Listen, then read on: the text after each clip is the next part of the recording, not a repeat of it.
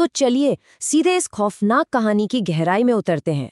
रांची के 3 कॉलेज छात्रों के साथ जो हुआ वो रोंगटे खड़े कर देने वाला है।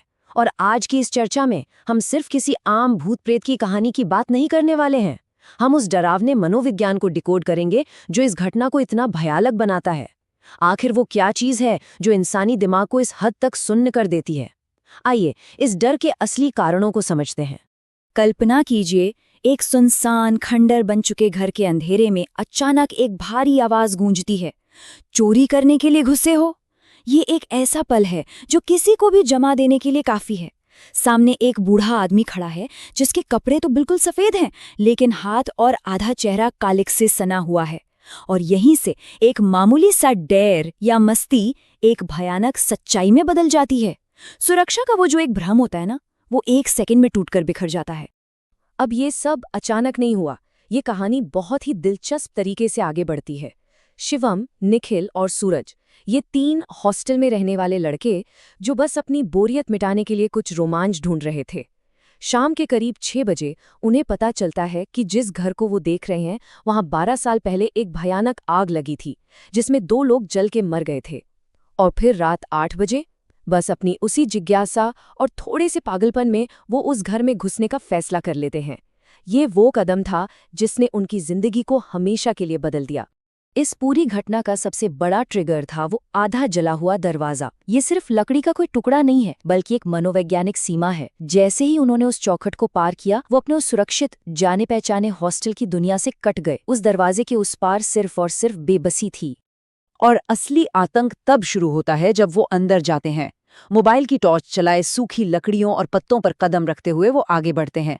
और तभी पीछे से एक जोरदार धड़ाम की आवाज आती है। जिस जले हुए दरवाजे से वो अंदर आए थे वो अब बाहर से लॉक हो चुका है, मानो किसी ने कुंडी लगा दी हो। इसे मनोविज्ञान में स्थानिक नियंत्रण खोना या लॉस ऑफ स्पेशियल एजेंसी कहते हैं। यानी आपका अपनी जगह पर कोई नियंत्रण नहीं रहा। अब वो तीनों एक ऐसे घर में कैद थे जहां कभी 2 लोग जिंदा जल गए थे। सोचिए, फंसा हुआ महसूस करना ही डर को सबसे तेजी से ट्रिगर करता है। अब वो कालिक लगे चेहरे वाला बूढ़ा आदमी उन्हें उसी दरवाजे से वापस नहीं भेजता। वो एक अजीब सा निर्देश देता है, वो पीछे वाली खिड़की है ना, वहां से निकलो। सुनने में ये भले ही बचने का रास्ता लगे, लेकिन असल में उस टूटे हुए जंगले से बाहर कूदना किसी आज़ादी की तरफ नहीं था। वो उन्हें एक भूतिया घर से निकालकर सीधे एक कभी न खत्म होने वाले बुरे सपने में धकेल रहा था। और यहीं पर इस घटना का सबसे डरावना पहलू सामने आता है। ये कोई सुनसान जंगल या पुरानी हवेली का डर नहीं है। ये एक जाने पहचाने शहर के अचानक एक खौफनाक और अनजान जगह में बदल जाने का डर है। एक शहरी परिवेश का ये भयानक प्रभाव सच में रोंगटे खड़े कर देता है। जब वो लड़के खिड़की से बाहर कूदते हैं तो जाहिर सी बात है वो उम्मीद कर रहे थे कि बाहर रांची की वही सड़कें होंगी, स्ट्रीट लाइट्स होंगी, लोग होंगे, हॉस्टल जाने का रास्ता होगा। लेकिन बाहर का नज़ारा एकदम अलग था। वो एक ऐसे अंधेरे टी पॉइंट पर थे जहां दूर दूर तक कोई रोशनी नहीं थी। हर घर जला हुआ, जगह जगह ड्रमों और खंभों में आग लगी हुई, धुआं उठ रहा है। ऐसा लग रहा था मानो वहां कोई बहुत बड़ा दंगा हुआ हो। शहर का ये भयानक जला हुआ रूप उनकी वास्तविकता की समझ को पूरी तरह चकनाचूर कर देता है। इस स्थिति को हम स्थानिक भटकाव या स्पेशल डिसोरिएंटेशन कह सकते हैं। जब आपकी जानी पहचानी चीजें जैसे गलियां, बिजली के खंभे, गटर अचानक एक दंगाग्रस्त अजीब से इलाके में बदल जाएं, तो वो पूरा शहर ही एकदम घोंटू जाल लगने लगता है। वो दाएं जाएं या बाएं, उन्हें सिर्फ जले हुए खंडर ही दिख रहे थे।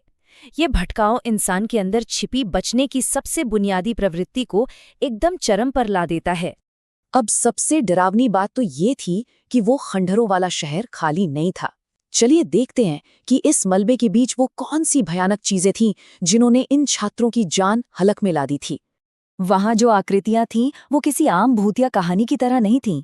वो उस 12 साल पुरानी आग की त्रासदी का बेहद विकृत रूप थीं। एक ऐसी औरत जिसकी आंखों में पुतलियां नहीं, सिर्फ गहरे गड्ढे हैं, और फिर भी वो उन्हें देखकर मुस्कुरा रही है।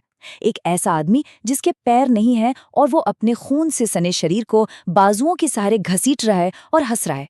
ये सब उनके वजूद को महसूस कर रहे थे और उनके वहां से भागने की छटपटाहट का सीधा मजाक उड़ा रहे थे। ये उनके दिमाग पर बहुत गहरा वार था। और उस रात का सबसे बड़ा मानसिक आघात तब लगता है जब बदहवास होकर वो एक ऐसे आदमी से मदद मांगते हैं जिसका आधा जबड़ा कटकर लटक रहा है। वो आदमी उनकी तरफ देखता है और कहता है, यहाँ आने का रास्ता है, जाने का नहीं। और फिर वो जोर जोर से हंसने लगता है। ये वाक्य उस पल के सबसे बड़े डर को सच साबित कर देता है कि वो अब इस डरावनी जली हुई दुनिया में हमेशा के लिए फंस चुके हैं। यहाँ एक बहुत ही गहरी मनोवैज्ञानिक बात समझने वाली है। ये कोई ऐसा वहम या मतिभ्रम नहीं था जो किसी एक इंसान को हुआ हो। हम यहाँ एक कलेक्टिव नाइटमेयर या साझा आतंक की बात कर रहे हैं। 3 अलग-अलग दिमागों ने एक ही समय पर एक साथ इस भयानक और अति यथार्थवादी घटना को महसूस किया। और उनका वो डर सिर्फ भागने तक ही सीमित नहीं रहा, उन्होंने बाकायदा शारीरिक आघात झेला। भागते हुए निखिल एक जलते हुए खंभे से चिपक जाता है, उसे जोरदार करंट लगता है और बाकी दोनों उसे बचा तक नहीं पाते। सूरज की पीठ पर उस खौफनाक भीड़ में से कोई हमला करता है। आखिरकार वो तीनों अपनी जान बचाने के लिए एक बदबूदार गंदे से सीमेंट के गटर पाइप में घुस जाते हैं और वहीं बेहोश हो जाते हैं। अपनी आंखों के सामने अपने ही दोस्त को इस तरह मरते हुए देखना इस सामूहिक डर को एक अलग ही स्तर पर ले जाता है। लेकिन क्या कहानी उस गटर पाइप में छिपने पर खत्म हो गई? बिल्कुल नहीं। असली मानसिक आघात तो सुबह सूरज उगने के बाद शुरू होता है। जब कोई एक ऐसे खौफ से बचकर निकलता है जिसे बाकी दुनिया सच मानने से ही इनकार कर दे, तो उसका असर कैसा होता है? आइए देखते हैं। जब सुबह उन्हें होश आता है तो एक बहुत बड़ा ट्विस्ट सामने आता है। वो किसी गटर पाइप या जले हुए शहर में नहीं थे, वो उसी भूतिया घर के अंदर पड़े हुए थे। वही घर जहां से ये सब शुरू हुआ था। दरवाजा खुला हुआ था, निखिल बिल्कुल ठीक था, उसे कोई करंट नहीं लगा था, सूरज की पीठ पर खरोंच तक नहीं थी। और यही चीज सबसे ज्यादा डराती है, जब वास्तविकता और एक भयानक सपने के बीच की लकीर पूरी तरह से मिट जाए। और यही हमें समझ आता है कि कैसे अकेले पड़ जाना किसी भी ट्रॉमा को कई गुना बढ़ा देता है। जब वो हॉस्टल जाकर अपने वार्डन को ये सब बताते हैं, तो वार्डन इसे सजा से बचने के लिए बनाई गई ज़ॉम्बीज़ वाली झूठी कहानी मान लेता है और उनकी पिटाई कर देता है। वो तीनों लड़के अपने उस टूटे हुए मानसिक संतुलन के साथ बिल्कुल अकेले रह गए थे, क्योंकि बाहरी दुनिया के लिए उस भयानक शहरी मतिभ्रम को स्वीकार करना नामुमकिन था जो उन तीनों ने एक साथ झेला था। इस पूरी चर्चा को समेटते हुए एक बहुत ही गहरा सवाल जहन में आता है।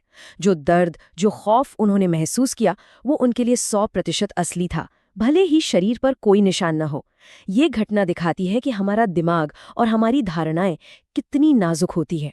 तो सवाल ये है, क्या वो सब वाकई सिर्फ उनके दिमाग का खेल था, एक साझा भ्रम, या फिर उस रात उस जले हुए बंद दरवाजे के पीछे सच में किसी दूसरी दुनिया का कोई खौफनाक राज छिपा था?